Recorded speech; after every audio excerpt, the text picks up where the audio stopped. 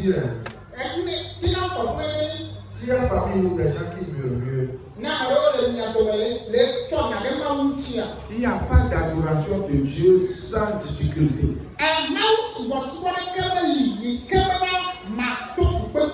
Mais je vous dis entre parenthèses, si Dieu peut nous ouvrir les yeux, nous allons découvrir comme Géasi à Samarie. Lorsqu'il courait vers Élisée, oh, nous sommes assiégés. Mais Élisée a prié pour lui, en demandant à Dieu de lui ouvrir les yeux. Si Dieu pouvait nous ouvrir les yeux, nous allons découvrir que le combat qu'il mène à notre faveur est grand et énorme. Et lorsque les yeux de Géasi furent ouverts, il a commencé par crier. Oh maître! Oh maître! Je ai découvert des chairs de feu. Alors voulez-vous que j'intercède en votre faveur? En disant à Dieu d'ouvrir vos yeux. Mais il a fait dans la vie de Paul et Silas. Lorsqu'ils étaient en prison. Ça n'allait pas. Mais ils étaient en prison. Mais dans la prison, ils chantaient. Ils louaient Dieu. Ils adoraient Dieu. Jusqu'à un tremblement de terre se produit. Et le geôlier était couvert, que les portes étaient ouvertes. Il prie son épée pour se poignarder. Parce que selon lui, tous les prisonniers étaient sortis.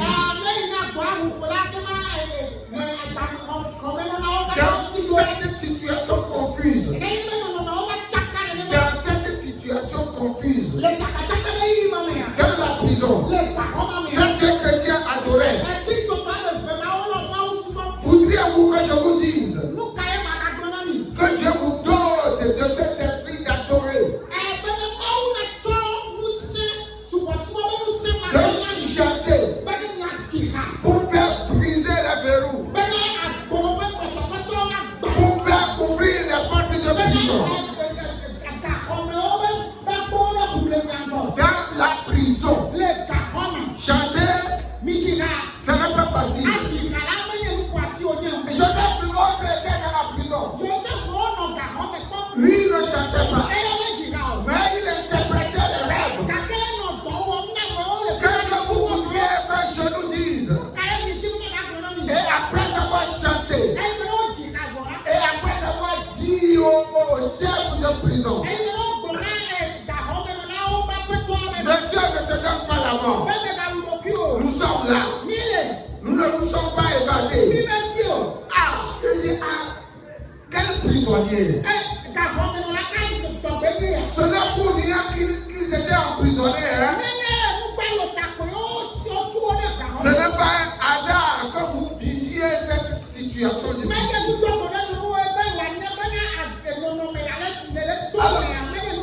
C'est une porte ouverte pour prêcher la parole, pour témoigner de Christ, pour gagner une âme. Exploitons les occasions qui s'ouvrent devant nous. À partir de la présence dans la prison, le geôlier a donné sa vie à Christ.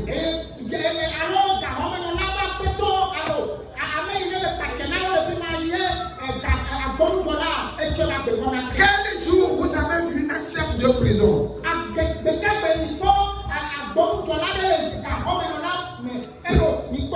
prendre les prisonniers, les faire sortir de la prison de son gré, de son chef? Il est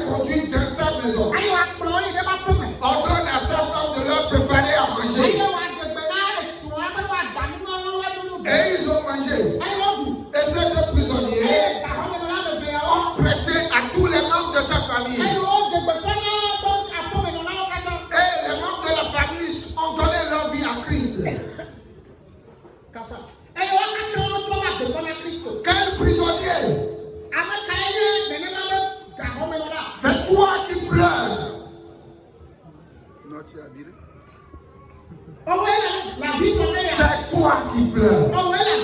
Parce que tu es dans l'obscurité. Mais de cette obscurité, Dieu veut glorifier son nom. Alors, s'il vous plaît, ce matin, montrons la valeur, démontrons la valeur spirituelle.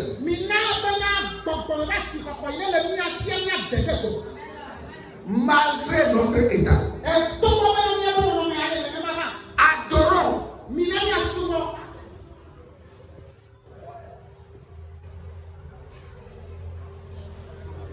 Dans cette obscurité, continuons d'adorer.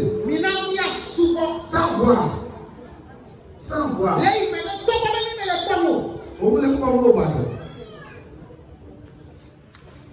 Alors, pasteur, m'a dit là, si elle est pas noire. Elle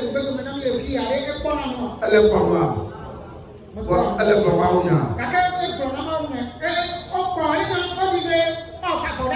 Elle est d'opéra.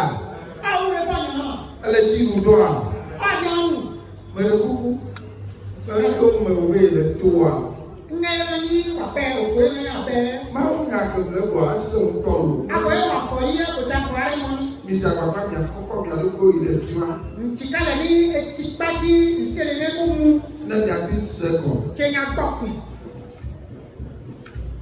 Montrons la valeur spirituelle à notre vie chrétienne.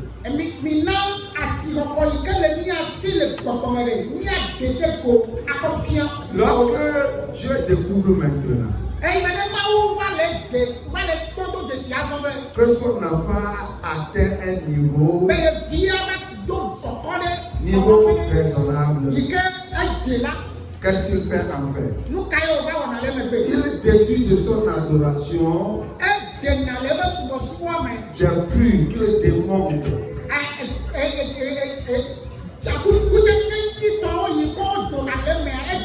Alors, il est temps maintenant que ton endurance produise des fruits. Alors, Dieu agit même dans le silence.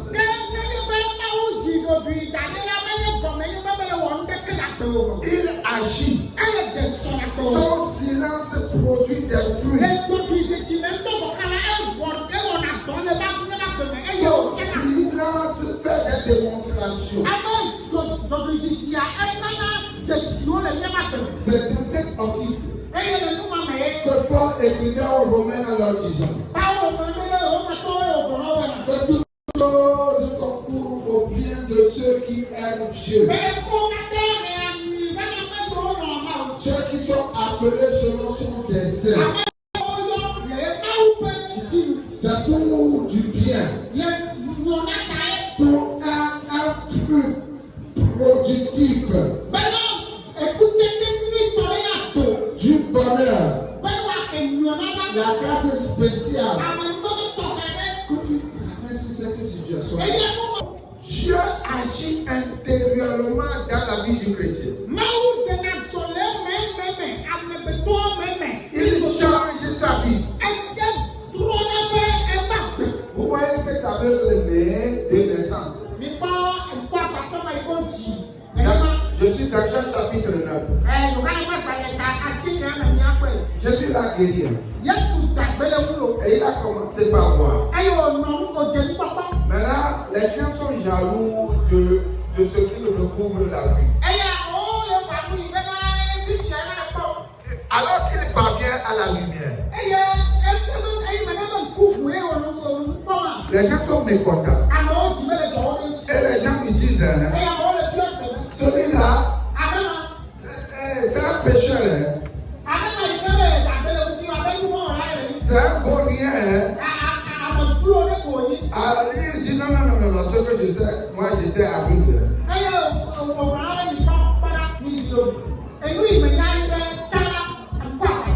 Moi, hier j'étais aveugle.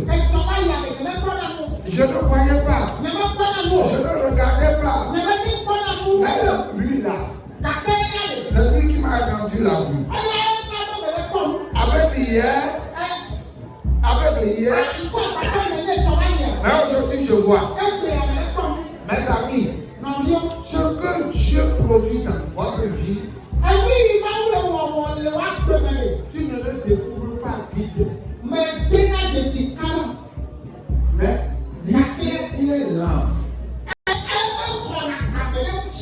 Un père tendre. Il va doucement avec son âme. Et lorsque tu commences par voir le fruit, tu vas chanter comme le psalmiste. Tu diras comme lui. Chantez à l'Éternel. Vous qui l'aimez. Il vous a dit que c'est dans les moments favorables seulement qu'on va aimer Dieu. Chantez à Dieu. Célébrez par vos louanges sa sainteté. Alors c'est le temps d'être engagé à persévérer malgré tout. Malgré les situations difficiles. C'est ce que Habakkuk a dit maintenant au peuple d'Israël. Et c'est ce que je dois vous dire ce matin. Que même les figuiers ne produisent plus. Tout est fait. Zéro. Et diamant dans les gars. Et nous on va cesser. Alors on va aller à nous dire à tout à Dieu. Et nous on diamant dans les Dieu. Et bon cesser.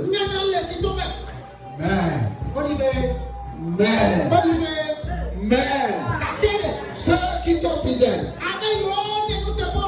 Il dit ici, ça, tout est froid. Tout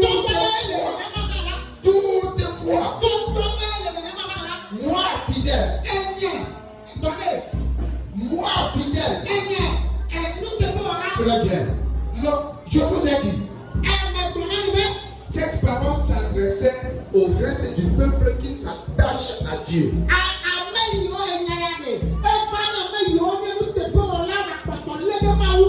Le reste du peuple restait fidèle. C'est pas Habakkuk qui parlait. Il était la bouche de Dieu. Et Dieu lui disait, dis à ceux qui me sont restés fidèles, que malgré tout cela, Dieu substitue maintenant à ceux qui sont fidèles.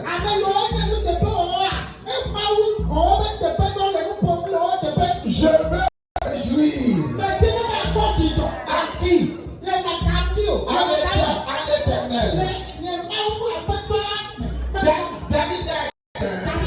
Ceux qui servent avec larmes reviendront avec des chants d'allégresse.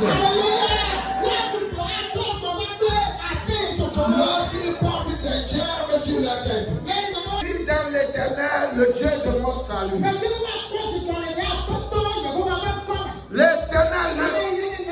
L'Éternel, le Seigneur est ma force. Il rend mes pieds semblables à ceux des biches. Sinon, praise the Lord. Tu es fatigué? Ok. C'est un souhait. Si vous avez d'autres,